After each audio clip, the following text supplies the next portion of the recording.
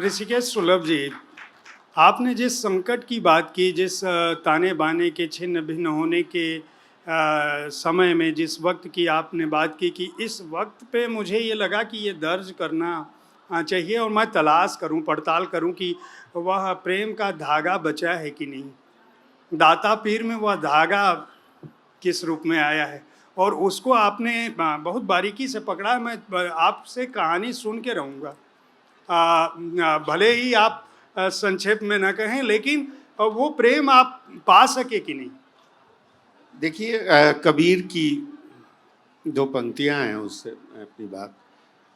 आग आंच सहना सुगम, सुगम खड़ग की धार।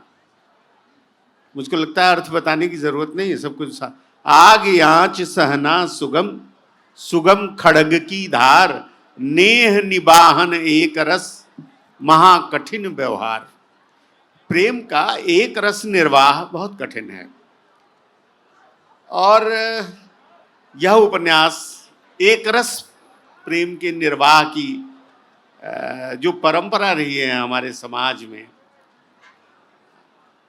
उसकी तलाश करता है, उसकी खोज करता है। अमीना और साबिर का जो प्रेम है,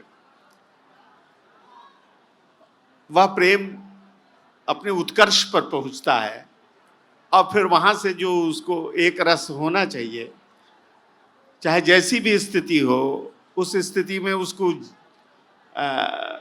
जीवित रहना चाहिए। लेकिन वो उसके संकेत देता है उपन्यास अपने अंत में कि बदल गया है, क्लास बदल जाता है, जीवन स्थितियां बदल जाती हैं। साबिर की बकरे की खाल बेचने कलेक्ट करने वाला, जगह जगह चीकों के यहाँ जा करके, कसाईयों के यहाँ जा करके बकरे की खाल जो लाद करके गोदाम में लाता है, वह आदमी शहनाई बजाने लगता है, शहनाई नवाज हो जाता है। एक ख़ानदानी वादक घराने, शहनाई वादक घराने का वारिस बन जाता है, उनका उत्तराधिकारी बन जाता है। तो इस तरह जो उसका जीवन पूरी तरह बदलता है, इस बदले हुए जीवन में अमीना का प्रेम, उसका आवेग और जीवन को लेकर जो उसका संघर्ष है, जिस भरोसे के साथ वो भेजती है। लिखने के बाद कई बार मुझे मल्लिका याद आती रही, मोहन राकेश की, कि जिस भरोसे से वो कालिदास को भेजती है कि जाओ कविता लिखो, और वो शासक बन जाते हैं। यह भी बहुत भरोसे से भेजती है कि जाओ कलाकार बनो, और खुद उसका खाली रह जाता है। तो ये है प्रेम की तलाश है। बबलू और चुन्नी जो सबसे उत्पाती हैं उस कथा में, मैं डरा हुआ था कि पता नहीं ये कहाँ ले जाएंगे मुझे, क्या क्या करवाएंगे मुझसे उपन्यास में। लेकिन देखिए, वो विवाह करके वो सेटल हो जाते हैं, जहाँ तूफान और पूरी तरह। तो प्रेम जो है उसके अनगिन रूप होते हैं।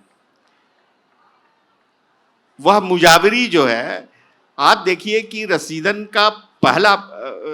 का जो पति है वह मुजाविर नहीं है, वह कहीं से मुजाविर नहीं है।